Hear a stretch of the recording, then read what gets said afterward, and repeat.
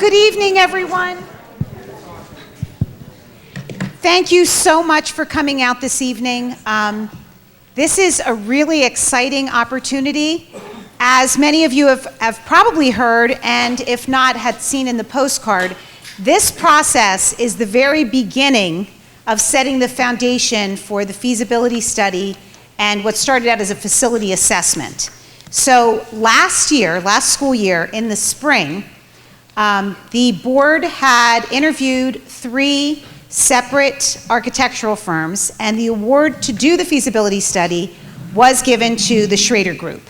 So since that time, much time has been taken to gather information and collect the information and the foundational information to have this presentation this evening.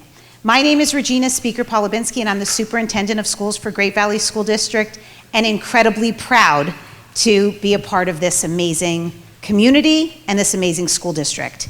Tonight, prior to this meeting, we had a facilities committee meeting of the board, which in the front here are some board members. We have Steph Gunderson, Jennifer Armstrong, Ellen Burrell, and Amy Chain.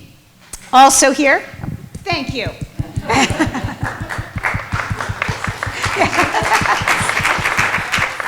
Also with us this evening, our new Director of Business Affairs, Mr. Chuck Peterson. Supervisor of Facilities and Grounds is titles. Mr. Jim Abraham. And Assistant Supervisor of Facilities and Grounds, Mr. Ken Morris. So the purpose of this evening is to look at the information that has been gathered up to this point, the foundational information of which decisions will be made moving forward. So the timeline, as was mentioned, last spring, there was a request for proposals to do a facilities assessment and a feasibility study. Upon the award of that RFP, the Schrader Group had started working with the internal folks at Great Valley to look at all of our facilities and all of the properties to gather information for the presentation this evening to provide that foundational information. So where are we currently in Great Valley? All of our facilities, all of our properties. Where do we expect our enrollment projections to go? And what are the decisions that may need to happen? Now, these decisions, as we all know, best made decisions are done starting early, taking time to plan and to really prepare. So the conversations that will be happening over the next 3 months are in order to establish guidelines and options to be presented to the board in January. After those options are established, are identified, the board will then have an opportunity to look at all of the implications of the vast array of options that are presented, and then take time to make a determination as to what is the direction to move forward. So one of the questions I was asked is, what is the timeline? Are we thinking something will happen next school year? No. Once we identify the options, then the process really starts to get serious in making decisions, and that process will unfold over a period of time. Because once you have an option, then you have to decide how are you going to pay for the option that is chosen. I share all this with you because all of this process, it is critically important that we have as many members of our community involved in the process throughout the process. So when we talk about implications of decisions, we are all sharing those thoughts in the planning stage rather than after decisions have been made. Much more difficult to change options and decisions after decisions are made. And I just wanted to recognize Board Member Brian Pollock also just joined us. We also have, thank you. We also have some of our administrators in the back. Assistant Superintendent Dr. Stephen O'Toole is helping facilitate folks getting in easily and safely. So thank you, Dr. O'Toole. As we move through the process, again, the commitment and the involvement of the community is critically important. Our next meeting is November 12th. That meeting will be a work group meeting in which the Schrader Group will facilitate discussions to gather insight, and the foundational information that will be used for the next two meetings is this meeting tonight. This meeting, it will be recorded and will be available on our website. All of the information moving forward, including the PowerPoint, will be on the website under Feasibility Study. So all of this information will be available for questions or follow-up. The following meeting is December 9th, which will also be a work group. Both meetings, November 12th and December 9th, will be held in the Great Valley High School cafeteria. And they will be more facilitated discussion and actually more interactive than this evening. This evening is a presentation. The other comment that I just wanted to share that I've been asked about is my involvement, or our involvement as a school district, as it relates to development throughout our district. We have quarterly meetings with all municipalities that make up the Great Valley School District, and those meetings are truly an effort to become aware of and informed about very early on to the development that will be taking place. We have absolutely no authority over the approval or whether or not certain developments will actually be approved or take place, but the idea is for us to be aware and plan accordingly. The Schrader Group partners with, has helped us partner with Decision Insight, which will help us include the growth calculations in their analytics to determine our enrollment projections. And that work will be in combination with the work that Mr. Peterson does in enrollment projections. And we will do our very best to best predict enrollment moving forward. So the decisions that we're making will meet the needs of the Great Valley community moving on. We're really looking for what is education going to look like in 2040. So the buildings that we're building, or the adjustments that we're making, or the renovations that we may be making, or the expansions or the improvements are going to be set for our students graduating in 2040. So this is a really long-term planning process, and this is just the very beginning. So thank you so much for being here. Your input is not only really appreciated, it is critical to truly having outcomes that everyone has a part in making. So without further ado, David Trader, thank you so much.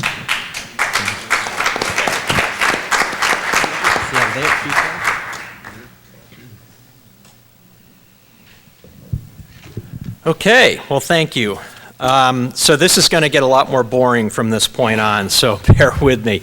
This is really baseline information. It's intended to give you something to go forward with so you have an understanding of what we now know throughout the district. So I have a number of my colleagues here who are going to help me present. We have two folks from my office, Danielle Hoffer, who's on the end, and Bruce Bechtel. Both of these folks are architects and education facility planners. Chris Jensen is a civil engineer from T&M Associates, so he's been analyzing the sites. And Jeff Machik is an engineer from Snyder Hoffman who analyzes mechanical, electrical, plumbing, and technology systems throughout the district. So we have 125 slides to present in 40 minutes. We'll see how we do that. Timeline's out the window, but we do have a compressed way of doing this. And again, the real information here, what you need to know is going to be available on the web as well. We also have a book, and Bruce, maybe you want to hold that up. This is the facility assessment book for the existing facilities thus far. That document will be available through the school district as well for people who want to see the nitty-gritty of what's going on in the buildings. So the team that was conducting all of this work thus far and will continue to be, it's our firm. Our firm is in Manayunk. I'm actually a parent in the district here. I have one who's out on the soccer field right now and one who generally performs up here, and then I have one in the middle school. So I do have a slight bias towards the district and an interest in everything that you folks are doing here. T&M Associates, as we said, is doing the site and civil engineering, and then we'll talk a little bit about the mechanical, electrical, and plumbing systems throughout as well.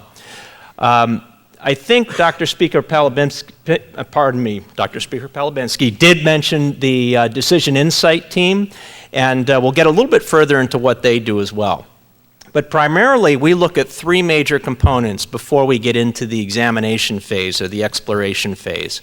We do have to know the demographics and the future enrollments, and we do our best to know those within the next 5 years, certainly.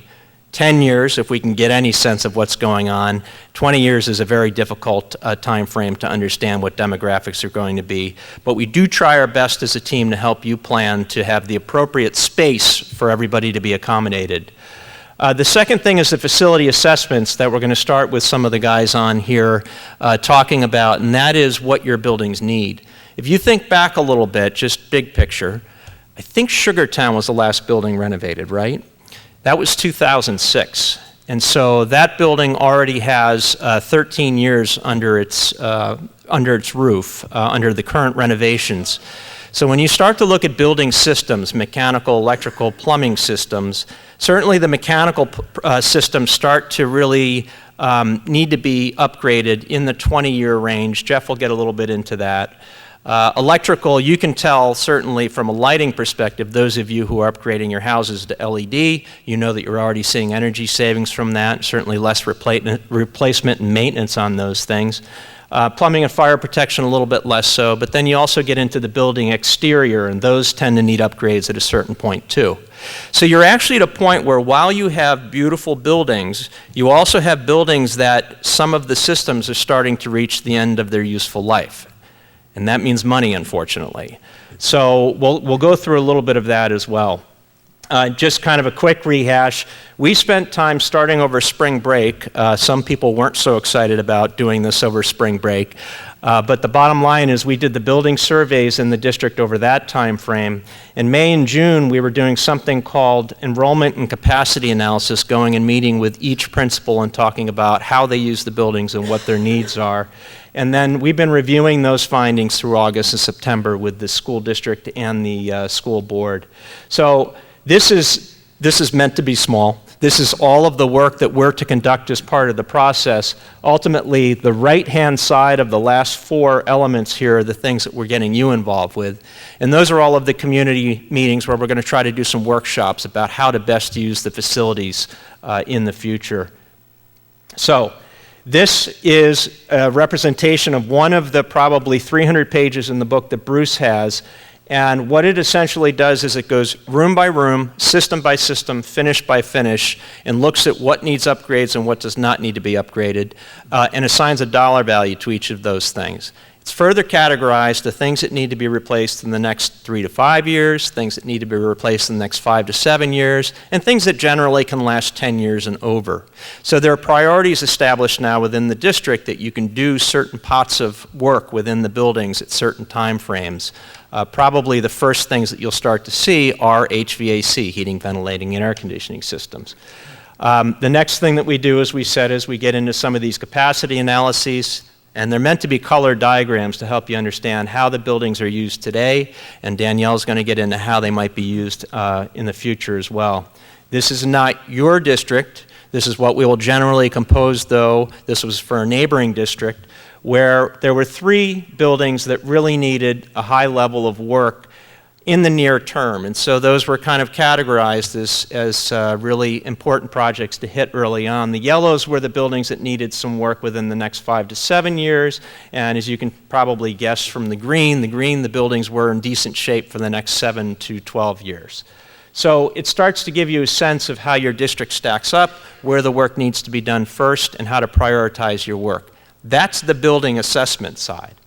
The next thing we'll do is we'll get into these, and these are the design workshops and planning workshops that we'll have with you to identify the needs within the district, involve all of you folks in this, and we really hope that because you're here tonight that you continue to meet with us, because it gets more into an interactive process where we start to analyze how the district can use the facilities in the future. And then we come up with a series of options. And so again, this is a neighboring district. There were 11 options ultimately, and what they worked themselves down to were either grade reconfigurations within the buildings or realignment of the actual use of those facilities. Maybe a building is no longer a middle school, maybe it's a 6th grade center or something like that. Or maybe they were even going from a K-6 to a K-5 program. So you have the seats in the buildings, and we have to help you analyze how best to use those seats in the future. That's the real goal, and that's what we're trying to get at with you. So I want to start out by just talking briefly about the facility assessments.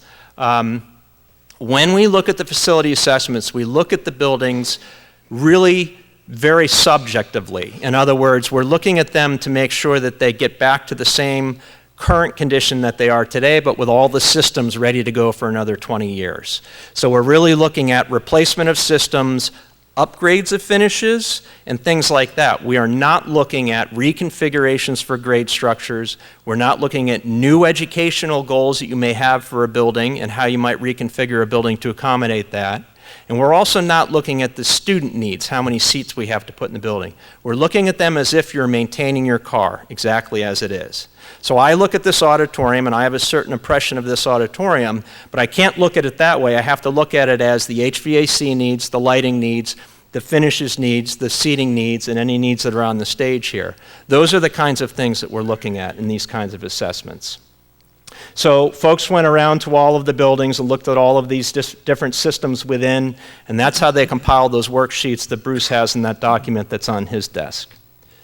So I'm revealing it right now.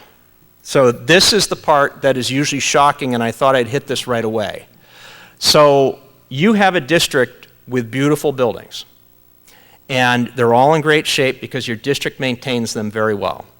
Yet somehow, over the next 10 to 12 years, you probably need about $75 million worth of upgrades and renovations. Most of that is systems. So you'll have to start to upgrade and replace certain parts of the systems.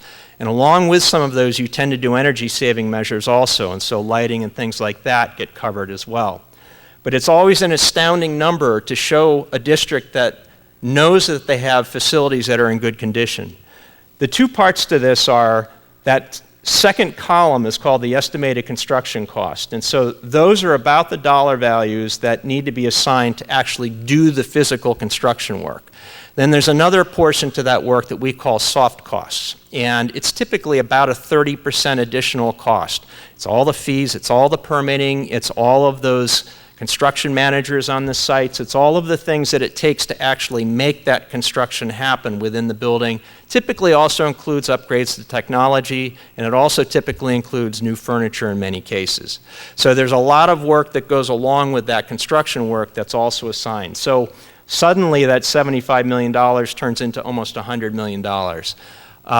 This is in today's dollars. So obviously, as things escalate over time, there will be fluctuations to these dollar values within each of the district's buildings. So we'll just give you a sense of what we found as we went to one building, and then we'll pop through all the others quickly and just talk about the big picture issues that may be different from building to building. And I'll just say that because we're not going to be able to cover every building, this will be available online, as you heard, and obviously we can go into this in detail if you requests. So maybe Bruce and Chris, if you want to start out with building and site upgrades that you saw there. Good evening, everyone. I'm Chris Jensen with T&M Associates. Glad to be here this evening. As David mentioned, we look at certain specific elements at each facility, and I assess the site elements. Specifically for Charlestown Elementary School, you can see in the upper left part of the screen that there are certain elements that we recommend action take place, and you'll notice that these are things that have a common thread throughout all the facilities actually, and the recommendations are similar, so this is a very good example. The first element's ADA upgrades. These are necessary most often on a site-wide basis to accommodate for deteriorating curb ramps, ADA curb ramps, that then via the replacement process need to be upgraded to meet code, the current code issues. There are also areas where there's failing pavement. This usually manifests itself as cracking and gaps in the pavement, perhaps at the curb lines, that over time tend to get worse and cost more to replace and fix later. That third bullet you see, drainage to correct ponding water, also a very common issue that can lead to other issues, and often requires additional drainage features, and which can be inlets, piping, things like that to correct. Finally, repair concrete curbing and sidewalks. As you all probably see at many facilities where you visit, there's oftentimes separation between sidewalks and curbs, or cracks, or things that need to be fixed so that they don't become tripping hazards. And finally, their fall protection replacement. This was identified here at Charlestown Elementary with respect to railings and handrails that showed evidence of rusting and deterioration that we recommended to be fixed. And like I said, these are common elements that and a common thread throughout many of the facilities and things that we looked at each of the locations. Thank you, Chris. Moving on to the building elements. Again, those half dozen items are pretty typical. Those are elements and identifiers that we looked at typically for each one of your facilities. When it comes to ADA upgrades, they were minor in most cases. They were minor at Charlestown. That really relates to any clearances, maybe hardware and maybe some ADA sinks and base cabinets, but overall really minor. Big picture window and door replacements, we more or less go through every space throughout the facilities and identified anywhere where we had hardware issues, rusting frames, rusting doors. For the most part, they were in pretty good shape. The older facilities, the more dated facilities, the more aged facilities, and the longer term past renovations, they were more problematic when it came to the window and door systems. In general, masonry reporting and the sealants are really aged in a lot of the facilities. The sealants I'm talking about are mainly at the perimeter of the windows and the doors. They've been identified in detail as part of the report, and again, that goes to anything that was more recently renovated is in a little bit better shape than anything that was done quite some time ago. And in general, the interior finishes were really all in fair or good condition. There was very few places where we found that we had to really take a serious look at anything interior-wise. And if there was, it is identified in the report. And then the good news is that your district has been very consistent about the security when it comes to secure entries to the school. I don't think there was one situation where we didn't find a secure vestibule in some means throughout your district. So that's something that we take a look at as well. Jeff? So before Jeff hits it, just so you folks know how the ADA upgrades, the Americans with Disability Act's upgrades go, if you're not renovating the building, for the time that that building is not being renovated, you generally do not need to upgrade. However, all public buildings are supposed to meet the ADA requirements, and so as you implement renovations to a project, there's a certain proportion of that dollar value that you have to assign to ADA renovations.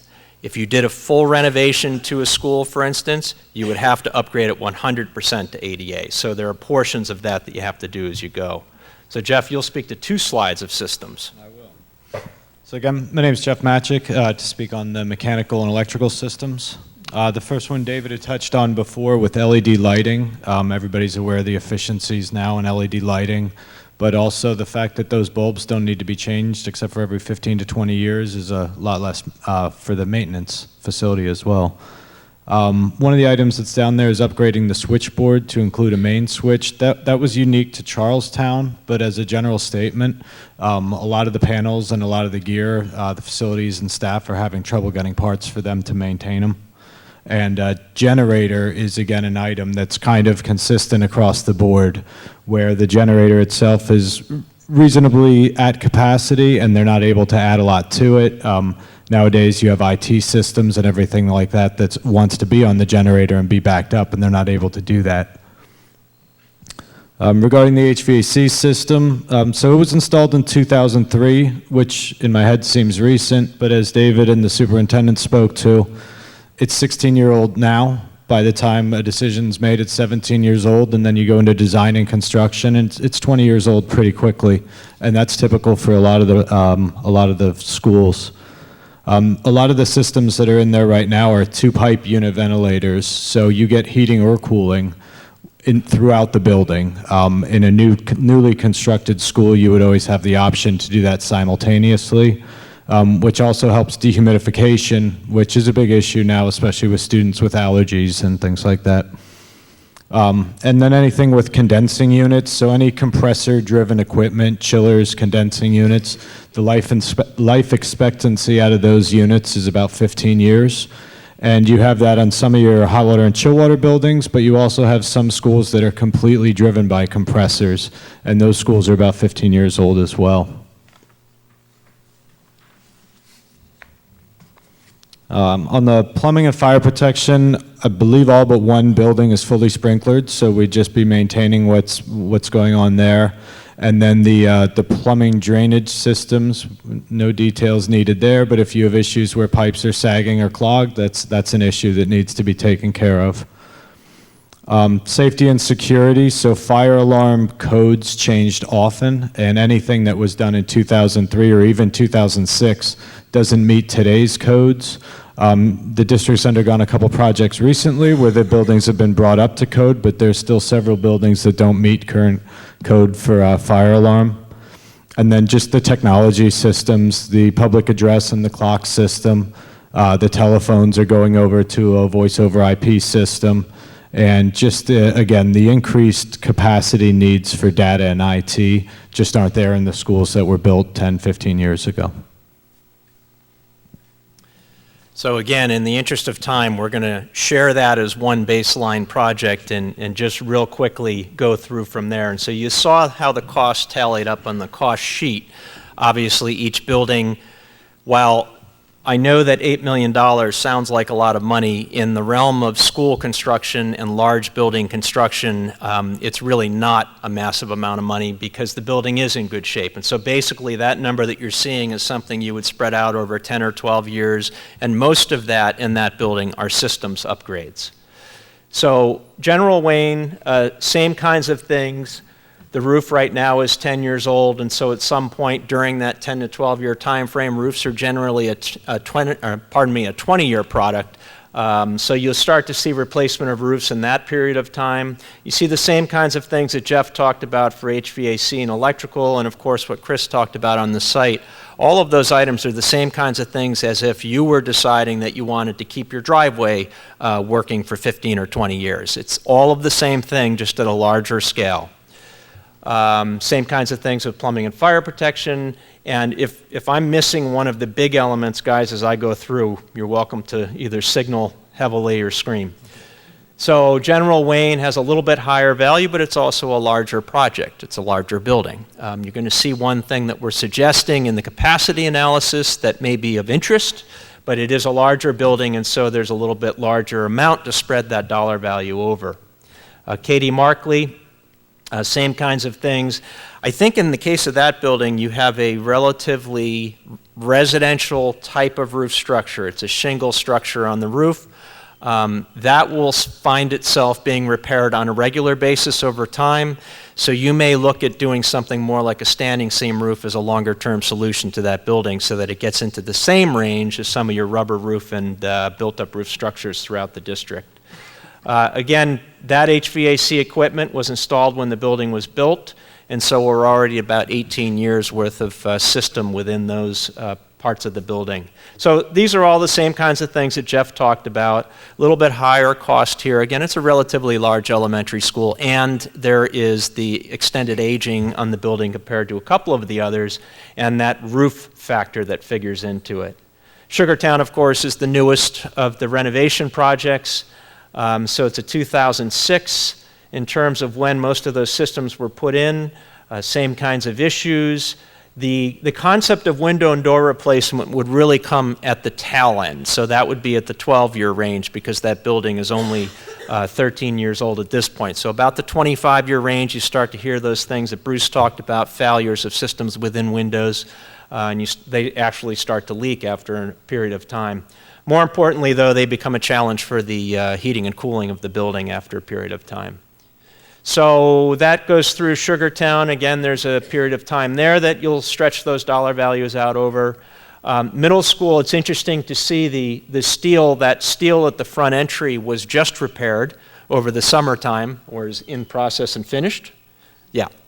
So it looks like that again, but over the summertime, you know it didn't look like that. The piers were all being repaired. And to Bruce's point about what happens when water gets into masonry, it basically popped those masonry columns. And that is what happens with water infiltration in any system, and that's why he was talking about masonry that does need to be repointed in certain areas of the district. Same kinds of things as the other buildings. Again, that building had all of the equipment installed in 1999, so that's what you're looking at from an age perspective. A little bit higher cost, again, a larger building.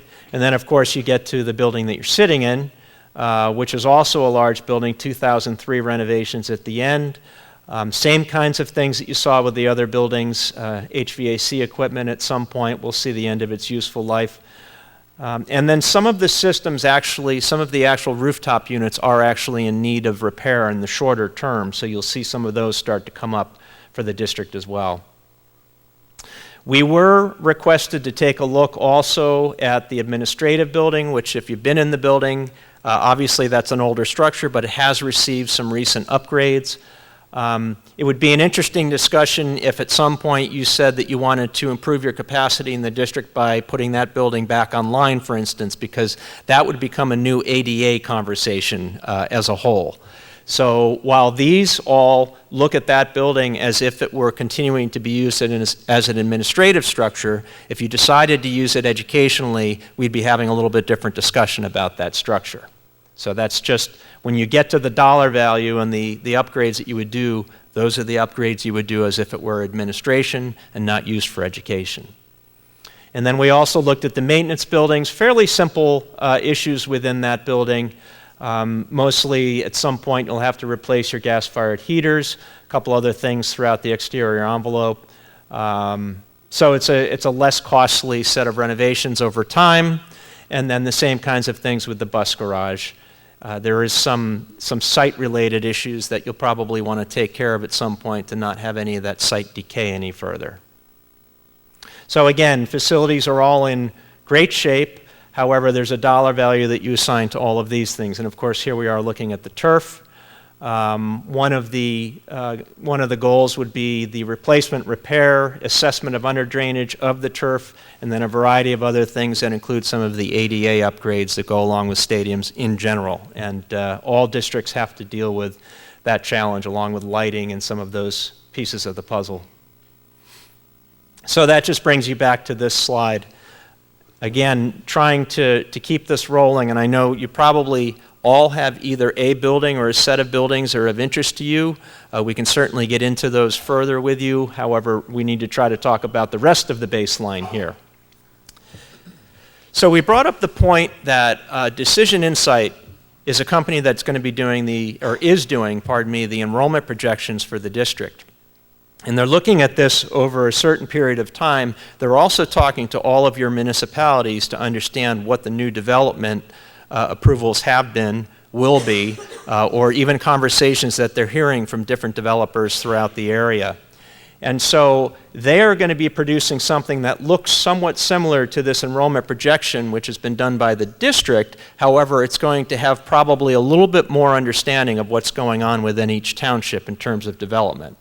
So you will see a variation from this document in probably 3 or 4 weeks, I think, was when we'll first hear from Decision Insight.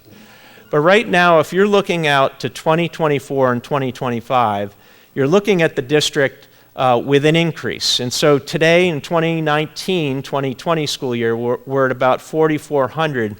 If you carry the same amounts of increases through that you've been seeing recently, the district would be in the neighborhood of 5,000 students, 4,981. So that is an increase over the next 6 years of about 500 students within the district. So that's the kind of thing that we have to start to look at also. So now we know what our building improvements need to be. This is the baseline information for the demographics and so on. So this part's going to look at the building capacities. The district has a board policy in place that talks about specific sizes or number of students per classroom. And as you can see here, it's talking about what each grade structure is allowed within that district policy. And just so that you know how we did the calculations, we used the higher number of students per classroom in the calculation for each building. So just an example, grades 4 to 5, we used 26 students per classroom as the max that would fit into a classroom in that structure. Another thing that we do when we start to do the analysis is we look at the capacity, the useful capacity of a building. So at an elementary school, if I said it's a building with 10 classrooms and 25 students per classroom, theoretically I can shove 250 kids into that building if my math was right. I use simple numbers for my simple brain. There's no way you would ever see 10 classrooms with 25 students because none of the grades will have exactly that number of students. You can't physically get the increased number versus the lower number, so you will see an average that is typically lower in order to fully utilize that building. And in an elementary school, that's typically in the neighborhood of 90%. So we try to plan elementary schools for about 90% of that total classroom quantity that we actually allow for. So you'll see how that converts at the elementary school level. If you think about a middle school program, in a middle school program, we need to have rooms that kids can switch classes into and switch classes out of. So we have our homeroom structure, but then we have a few additional rooms that allow us to be able to move the kids around that building during the day. So when you do planning for middle school structures, you typically are looking at about an 85% capacity. And high schools are also 80 to 85% capacity. If you think about the number of programs that you have classrooms available for in a high school, they're far in excess of what you have in a middle school, and so you need to allow just a little bit more room to move the kids around in those rooms during the day. So not only are you allocating for that lesser or more than number of students that the elementary has per room, you're also trying to allow room within the building to move those programs around the structure. So you kind of have to use those as a starting point. And that's the methodology that we use typically for the elementary, the secondary, and the, well, in general, how we look at the buildings. So typically, K to 5, it's all of your base educational program spaces. The rooms that support art, music, gym, and support services do not receive a capacity. So my art room is not a homeroom because in elementary school, that's a special, and I move into that program from my actual classroom. In the secondary schools, a 6 to 8 capacity, it's kind of, we're going to look at this a little bit as if your middle school were a team model, which is exactly what it was designed as, but now it's being used differently to allow for a couple of things. Your advocacy program allows for one-on-one teaching, special time for the students, but it also allows for you to use every single space in the building. So you can see there were 2 rocks being turned over to try to make that happen. In the high school, typically, you use all general instruction classrooms, and you typically include other programs such as art and computer apps because you can put a homeroom just about anywhere in a high school, and then you just have to have the room to move the kids around that building. So that's how you generally develop this functional use of a building. So, Danny, I think you're going to talk about Charlestown as a basis, right? And then we'll just go from there? Yep. So using Charlestown as our example here of how we looked at capacity. We look at capacity 2 ways, like David explained. I'll first explain the current capacity. What we did is we met with the principals and went through the floor plan and looked at every single room and identified what the use of that room was. And in our conversation with the principal, we also talked about the number of students that are typically in that room, whether or not it's used as an office, whether or not it has sufficient storage, so that we have a general understanding of the size of the room that should be accommodated for that space. And then, if you go to the next slide, looking at the overall footprint of the building, we color-coded it. So as David said, for an elementary school, we only look at those general classrooms that house first, second, third, fourth, those general classrooms from elementary school as the rooms that get capacity. The other support spaces in the building for an elementary school, we don't give a capacity to. We also look at adjacencies of spaces. For instance, we're showing the location of the learning support classroom. Grades 1 to 3 learning support classrooms in this particular case are located in the same location as the first, second, and third grade classrooms. So that seems to be a logical location for the learning support classroom. The grades 4 to 5 learning support classroom, the 4th and 5th grade classrooms are actually at a different floor level, so that's kind of not in a great location. So that's some of the things that we look at. If you go to the next plan, we do all floors in the building. You can see that there's an additional classroom that's not currently being used in the 2019-20 school year. So that's identified. Gifted, the Gifted program, because they had the space, they put Gifted in what should be a full-size classroom. But really it's needed just as an office space. So although they have the space within the building to use it as a Gifted room, really if you look at it as if it was a new building, you probably wouldn't assign a space that large for the Gifted program. So when we look at the functional capacity of the building, we're looking at it from high up. We want to see how the building could actually be used in a real world scenario where each of the classrooms that were designed as original classrooms for a general grade classroom would actually be in that classroom and get capacity for it. And so we can start to recapture additional classroom space, which makes adjustments to the capacity. And then we look at the adjacencies and see how we can move around. That may or may not adjust the capacity. So in the functional use diagram, you can see we're recapturing some full-size classrooms. One was a Gifted classroom. We're moving some learning support classrooms around. We're locating the Gifted room and sharing space with speech because some days speech is in the building, some days Gifted is in the building. So we're better utilizing spaces within the facility. And then on the lower level, where we're showing the full-day classrooms, although they don't need it this year, one of those classrooms, it is appropriately sized and in the same location as the other full-day classrooms for kindergarten, so it also could be assigned as a full-day classroom. So when we look at this and put it on a spreadsheet, using the board policy classroom sizes, for kindergarten, first grade, you can see the adjustments in the second column there of number of students per classroom.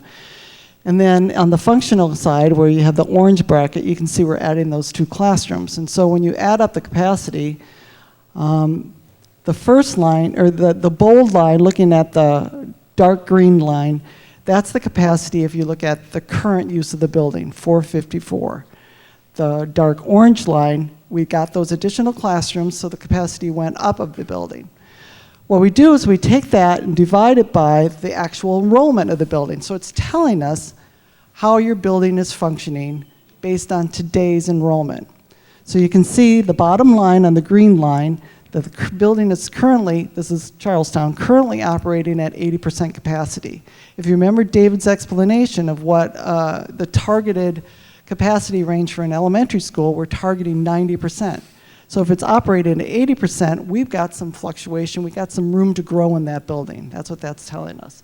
If you look at the functional capacity, where you're getting some additional classroom space potentially available in that building, you're at 72%, so that's even giving you more space to grow within that building. So that's how we analyzed each of the buildings, and you'll see how that plays out as you go through the schools. So we're not trying to be the principals. We're not trying to tell people where to locate their classrooms. We're not trying to tell them whether they should have a half size or full size. We're just looking at it from educational standards, what size space and where that typically is allocated within a building that would be designed new.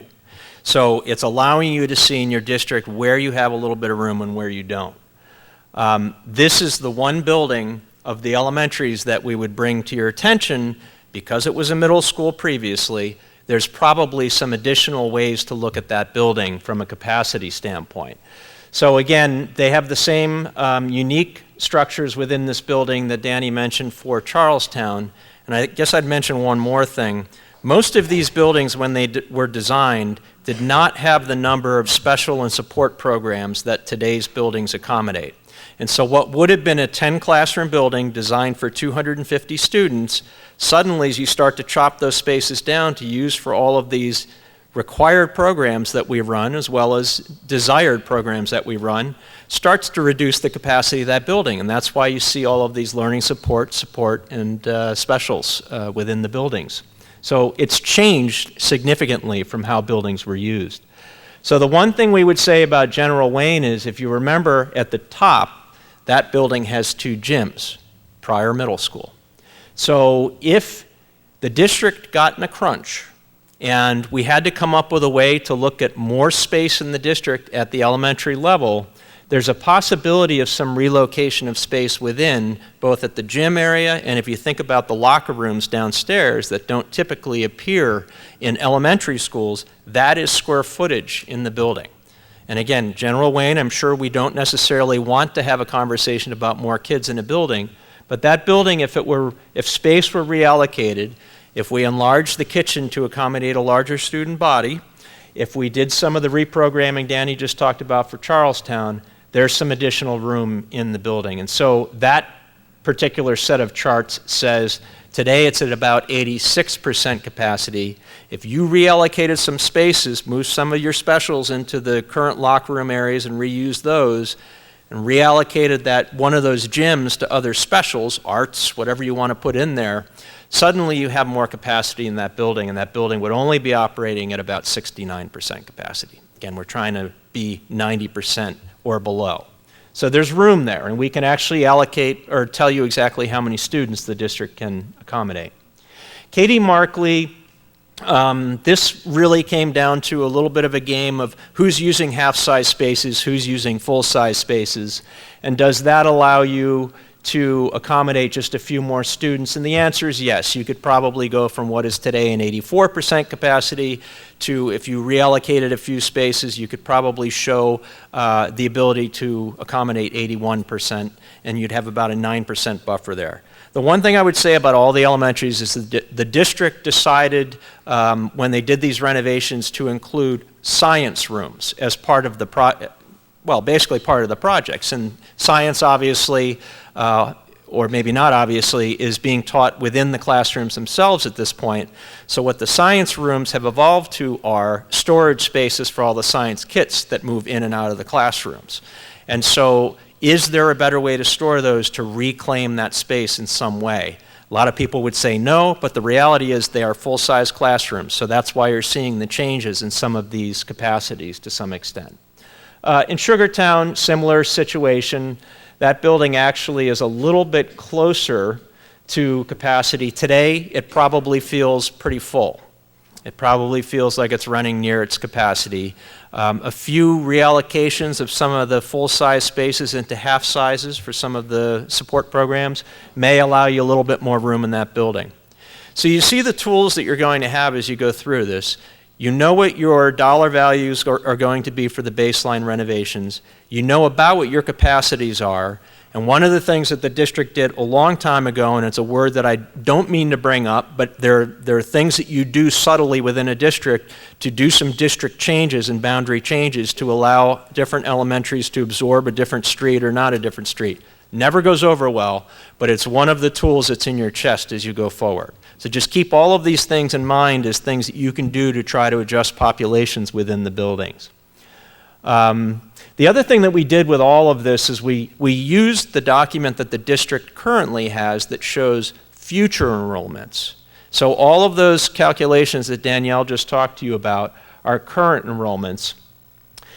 These are the numbers up at the top of the screen that show where your populations would be in 2024 and 2025 and what all of the elementary schools would be able to accommodate at that point. And right now on the right-hand side, if those numbers hold when we finally get the decision insight numbers, your elementaries, the K-5s, are operating at about 78% of total capacity with the General Wayne changes, if you made those changes. So just keep that in mind. You're probably closer to 80+% if General Wayne stays exactly as it is and continues to be used the way that it is.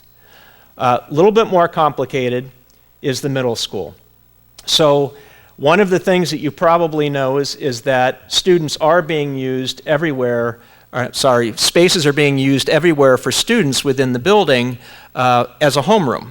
Almost every space in that building, including the library and things like that, are used as a homeroom space. And it allows for a certain educational implementation, but it also allows you to use that building more heavily than it was designed to be used for. That building was actually designed as a team structure, holding the 4 R's and 4 classrooms, and then some of the support programs that go along with those. And so right now, the building was set up to accommodate a certain number of teams on the right-hand side for 3 stories, for 3 grades. And the left-hand side were all the support programs where the kids moved in and out of that right-hand side and went into each of the specials as the day went on. So when you look at that building, we have a few more challenges there. That particular building is currently operating, if you look at the right-hand side here, at 122% capacity if it were operating as a true team structure. And teaming structures are something for another conversation for another day, but it's it's being used an awful lot by middle schools as a way to rotate students through a building and a program and still be held within a certain grouping of students that they work through and with every day. So the building is being used very heavily because you're using every single space in that building for homeroom. Now the left-hand side is showing you about what that building was designed for using old calculation methodology. So it's the old planning and it's the old Department of Education methodology that showed that in a middle school you were actually using it as a junior high. So the Department of Education did all of their standards back in 1973, 1974, called it the PlanCon process, and at that time these buildings were junior high schools. They weren't operating as team structures, they were operating just like a high school where every space is allocated and then you multiply that by a percentage of use. So anyway, the middle school is very highly utilized. You need some relief in that building. If the populations increase the way that the enrollment projection document that I shared with you do, then you are into a middle school that on the right-hand side is operating far in excess of what your middle school would want to be operating at in 2024, 2025. So that's probably the pressure point within the district if you look at the district as a whole. So I've showed you what the elementary programs can hold, and we've just showed you what the middle school can hold as well. The high school appears to have capacity through the building, and just the long and short of that whole thing is you're operating at about 73% capacity if you look at the 2024 and 2025 calculations. Your current use is at about 60% capacity. Remember, we want high schools to be at around 80%. And so if the demographics evolve the way that we expect them to in the third line from the bottom, and you end up with 1,625 students in the building at that point, it'll be operating at about 73% capacity. Point being, if the numbers stay the way that they are, then you will have some capacity in that building to do a little bit of movement through the process here. And that's basically what this summary is saying. So we took a long time to get to that. But you had to see how the methodology works so you can think about that as we go. So that's 2 of the baseline elements. Remember, the third one is this final enrollment projection analysis that is being done by Decision Insight. Should see that in the next couple of weeks. We have a series of workshops planned, so they aren't us preaching to everybody and trying to explain all of this information. They're get your hands dirty and work through a series of options. We'll come in with ideas, but we'll work with you. We have a process in place that will help you go through this. We'll be doing some analysis of those after the November 12th workshop. We'll come back in December 9th and start to show you how those various options within the district as master plans, what they might cost the district as a whole. We may be thinking a little bit too positively here, but the goal is to try to get a presentation of the complete master plan to the district in January. I think we're much more interested in a good outcome and lots of input, but we'll work towards that as the date and see how things go as we evolve here. So that's all of the baseline information. That will all be available to people, and we do look forward to as many of you as possible at these master planning workshops. So I think I'd kind of leave it for any questions that people have about process or information presented thus far. Yes, sir. I understand you didn't cost out expansion costs, but did you cost out any changes like solarization or other energy efficiency things besides putting in LEDs? Yeah, that's a great question. So the question was about, did we look at other energy efficient measures, particularly photovoltaics were brought up. Those are not in the puzzle yet, but those are all worth looking at. We do have a hard time getting photovoltaics into schools without grants. We've had some success in Council Rock, where they went for the state's ACE grants. And with those ACE grants, we were able to implement LEED Gold into all of the projects, which allowed us to put photovoltaics in. But again, they had a grant structure that allowed for us to do that. So yeah, we're very interested in those things. Are there other weatherization needs that might reduce costs? Yeah, other weatherizations, obviously improved insulation in any building is critical, right? So the envelope and building up the envelope is important to any renovation that you do. So a lot of what Bruce was looking at were the window, door, and roof systems. So that accommodates 3 of those, but it doesn't allow for additional insulation in the wall structure. So those are things we need to investigate further. Good questions. Yes? Is there anything in the process?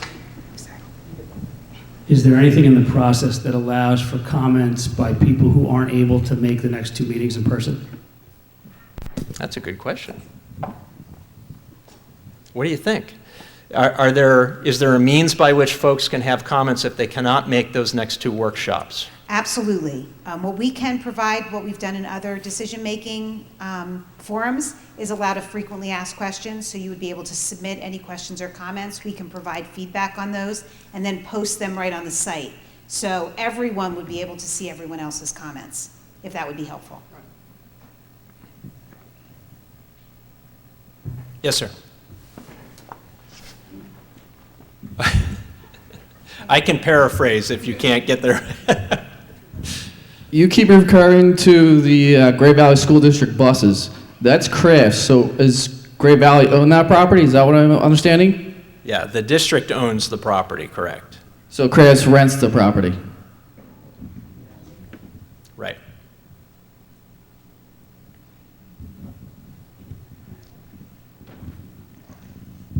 What will the format of the workshops actually be? So the way that's worked best for us in the past, and again, the cafeteria is a great space because we can obviously work around the table.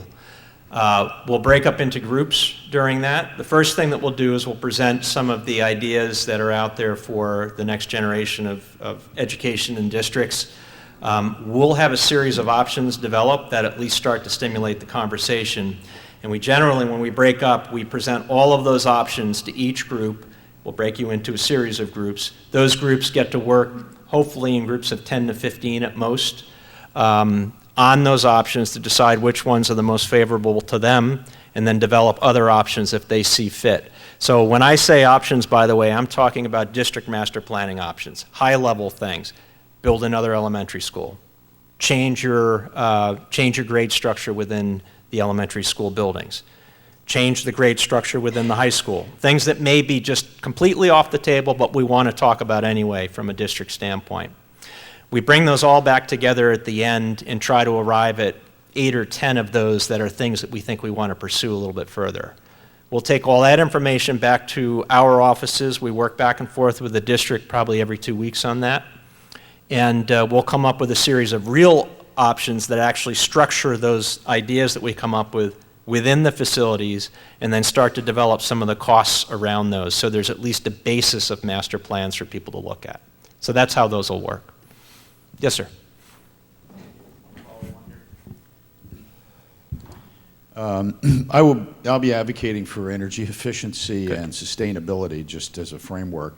And I'm curious whether, and I know this is kind of an operational question, but have all of the schools been benchmarked at this point with portfolio standard, portfolio manager? I'm pretty confident that each of them is in the portfolio standard, right? Because you would generally do that as part of the feasibility studies.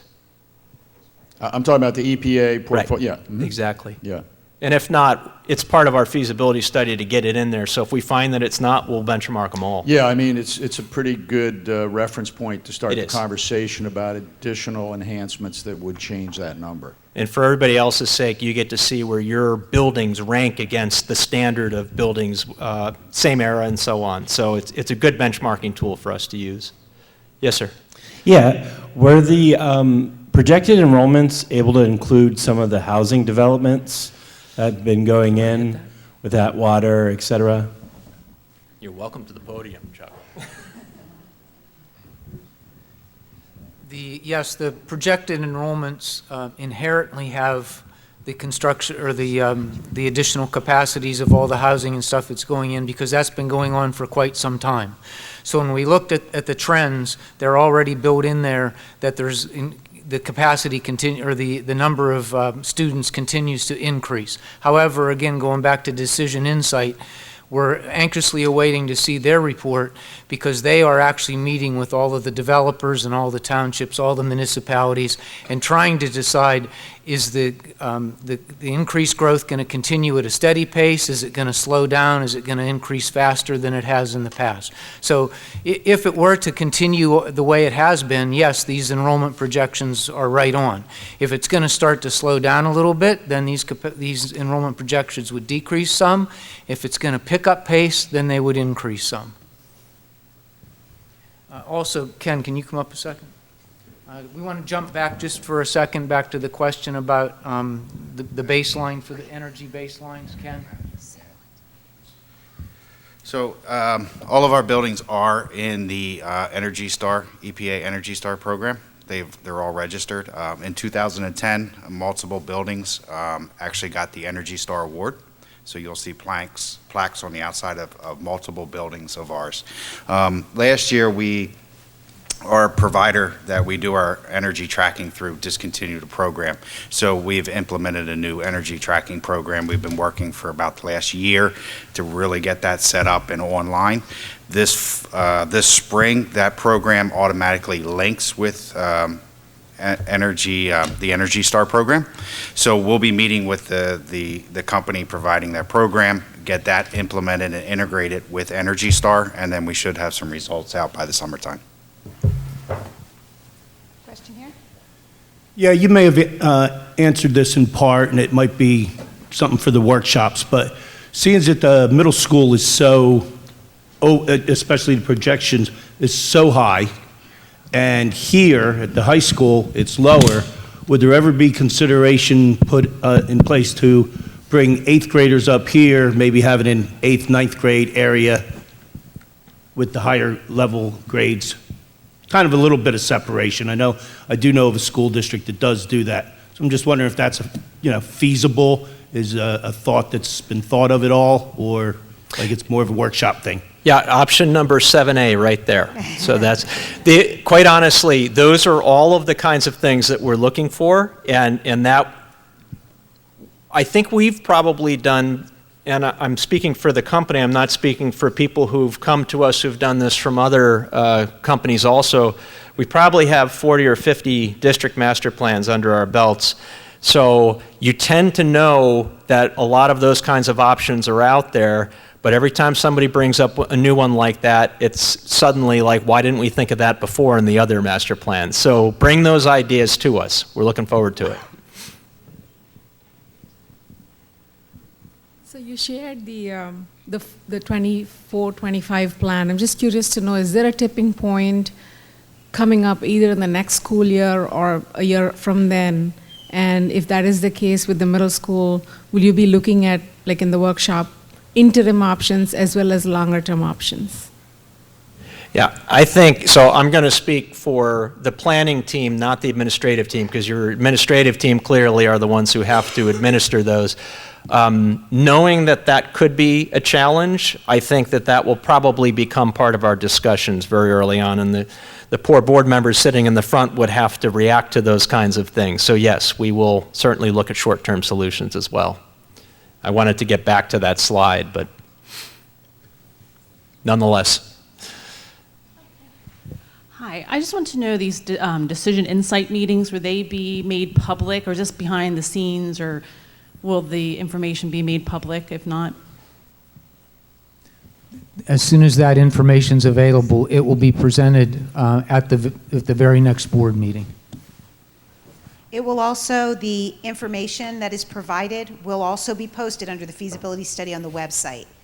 The real goal is to make sure that all the information that we have accessible to us in this process is available to everyone in the community. So when we all come together, everyone is operating from the same basis of information and assumptions.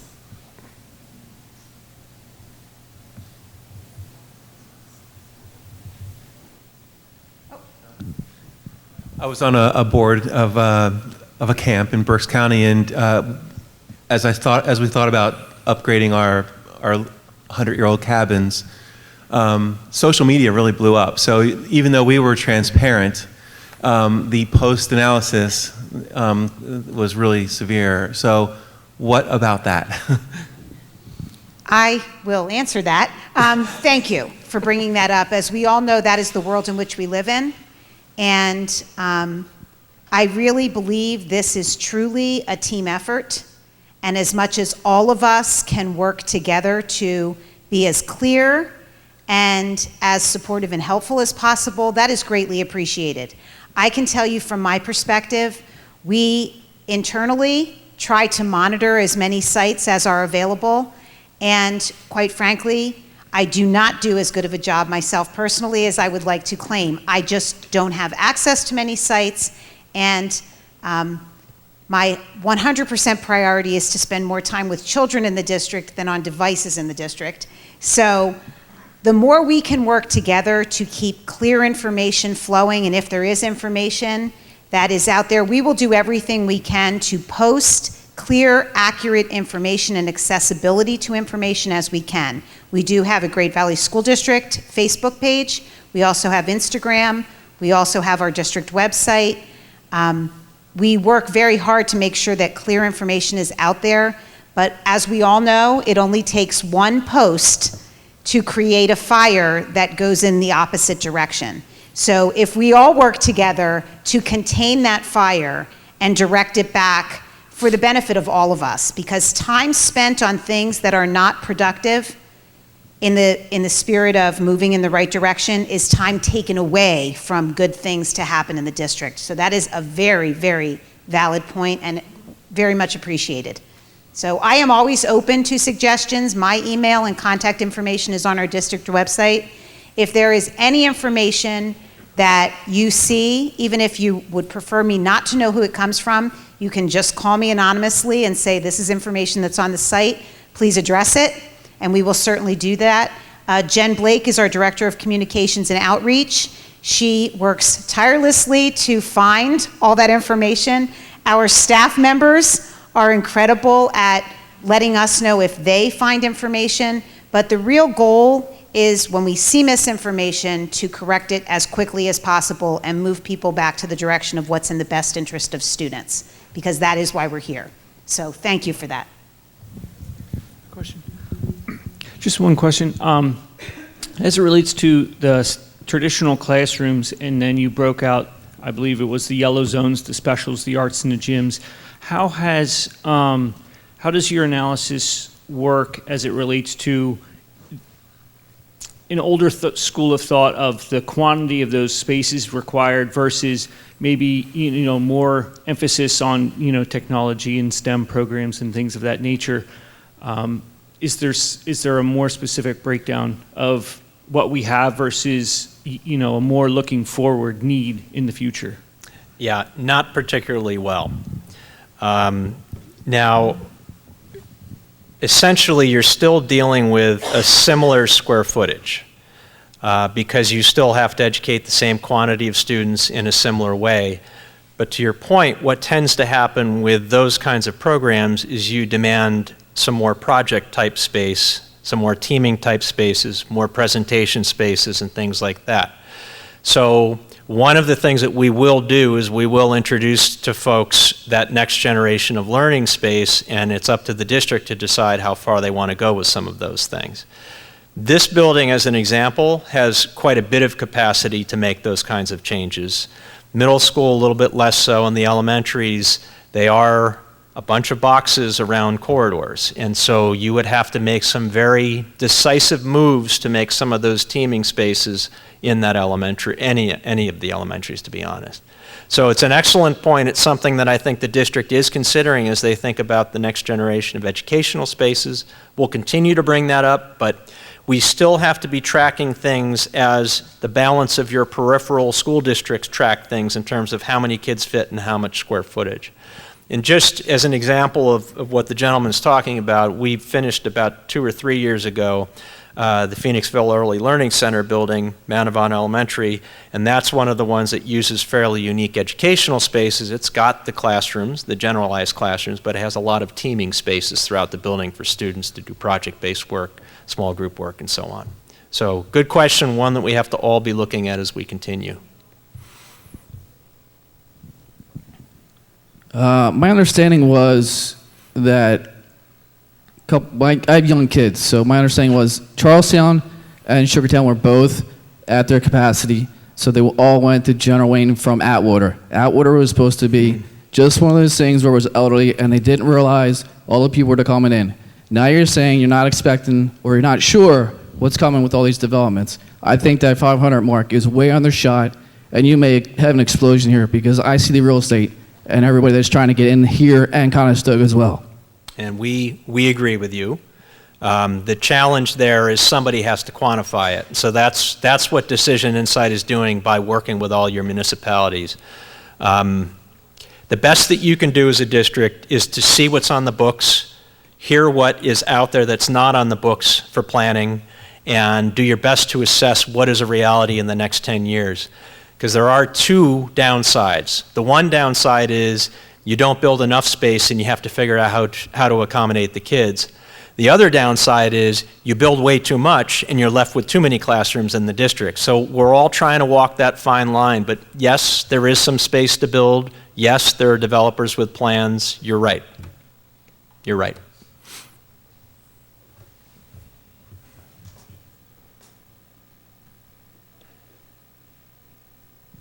Yes.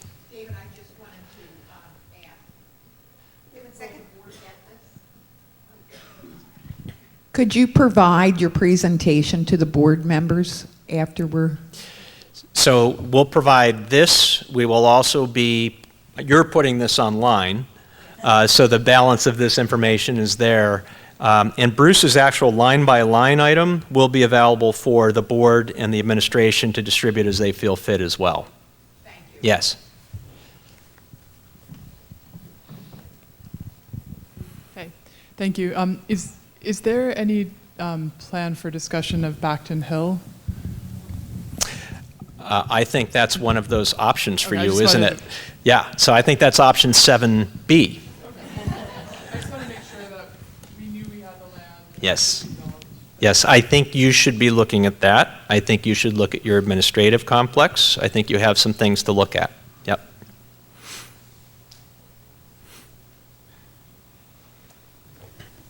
It appears as though all of the questions have been asked. Again, thank you so very much.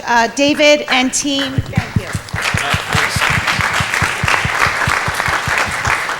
Again, just a reminder, our next 2 meetings are work groups, and that is really where your thoughts, your ideas, your concerns, your questions are really needed and appreciated. So those 2 meeting dates are November 12th in the high school cafeteria and December 9th in the high school cafeteria. We will have this presentation up by the end of this week. We will also have the video that will be available, I believe I was told, around the 25th or later. I'm looking at our amazing student video crew and Mr. Johnson, Mr. Fitzpatrick, who's out there with the other students. We are incredibly fortunate to have such incredibly talented students, and they will work very hard to make sure that this video is available online under Feasibility Study on the website. Thank you all so much for being here. Looking forward to seeing you in November.